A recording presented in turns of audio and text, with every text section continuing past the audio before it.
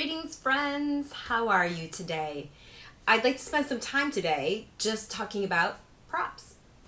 And what I want to do is just talk about the basic props that I always refer to first in Yin Yoga, which is 2 blocks, 1 bolster, and 1 blanket. And these are really the basic elementary props that tend to help nearly everybody find something that works for them in each yin posture. Sometimes we need a little more, and sometimes we don't use them at all. But at least having them accessible is a really good thing for being able to make proper choices in the practice. So when we talk about blocks, in this case, I have cork blocks. They're a rather heavy block. They're a good quality block. They're an organic block. And I don't love carrying these around, to be honest. They don't really leave my house because 2 of these are pretty heavy for lugging around. But I love them for my home practice. And when you check into this product, I mean, lots of people will make this product. You'll see online. You might find that this is something that really supports your practice. But you've probably also seen foam blocks. Those little blue, maybe blue, purple, black, they come in teal colors. They tend to be only that sort of pattern of colors, but they're just as good. If I'm going to prop myself, say, in a triangle or side angle, I would trust a cork block, a heavier block, than I would over a foam block, but both are equally good for Yin Yoga. And so 2 blocks are really essential for a basic Yin Yoga practice. So I talked about the 2 other items, which is a basic yoga blanket. We usually have studios filled with yoga blankets, but these days with pandemic going on, lots of studios cannot issue blankets to their students. And I think as a student, I'd probably be a little wary about a yoga blanket that while a pandemic's going around. So it might be best to go to a class with your own blanket. This is a heavier duty yoga blanket that opens up really nice and wide. It can find all kinds of shapes for me to prop my body in. It's still pretty lightweight, even though it's thick. And I do travel a lot with this guy.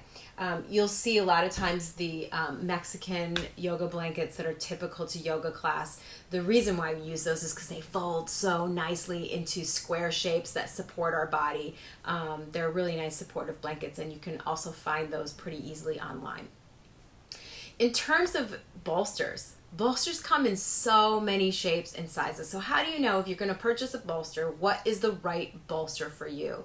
Well, I'm here to tell you it's mainly preference. So for me, I have this smaller square bolster that I love. I have 2 of these. I use them a lot bilaterally on both sides of the body. I like how it supports my spine, either from the front or the back, and sort of mimics the square shape of my body. These are just really nice to have around. They're not bulky. If you live in a smaller apartment or a small place, they're easier to store.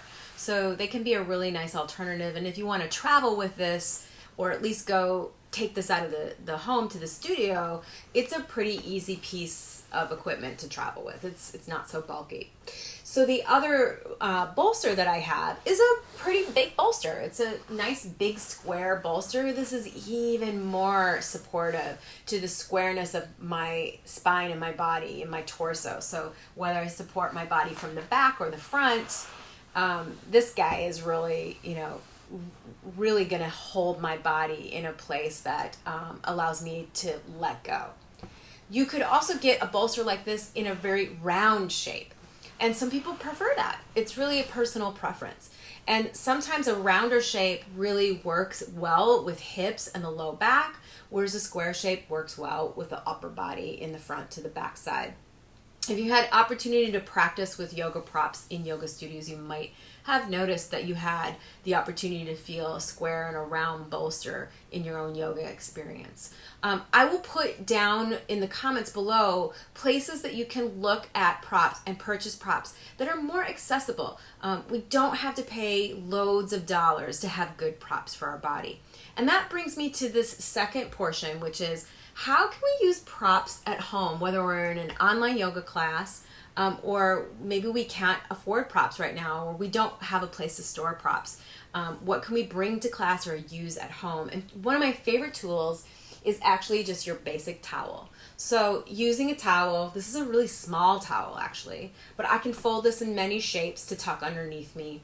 If you have a big beach towel or something really big, shower towel, that might be even more supportive to your body. And one way to do that is to roll it.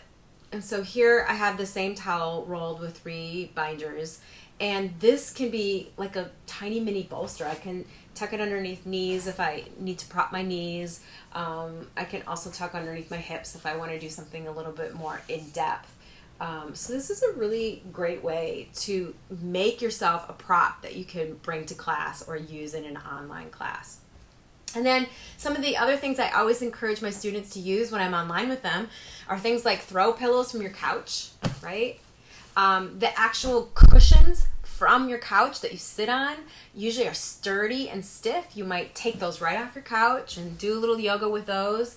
And then some people tend to sleep with a body pillow. So you forget that you might have on your bed this big body pillow that could be easily used for all kinds of twisting, side propping, spine laying on, hip propping in Yin Yoga. And so there are lots of items probably floating around your home that you just haven't looked at through the eyes of a yoga prop but can be used easily. I know in my household we've used all kinds of things from end tables to footstools and all kinds of things that can allow us to lean in and prop on things. So don't be afraid to be exploratory.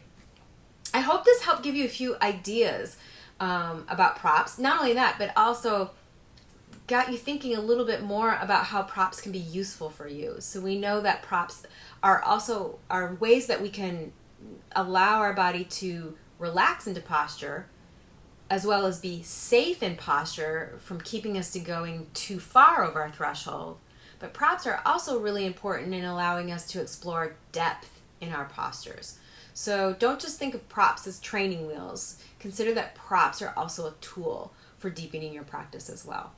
Again, I will include resources for how to shop for online products and sort of give some places that might work. If you have resources of places that you've used and I'm missing over them and you think that other people should know about them, chime in and please add them.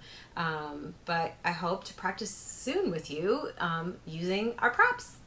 Take care. Have a great day.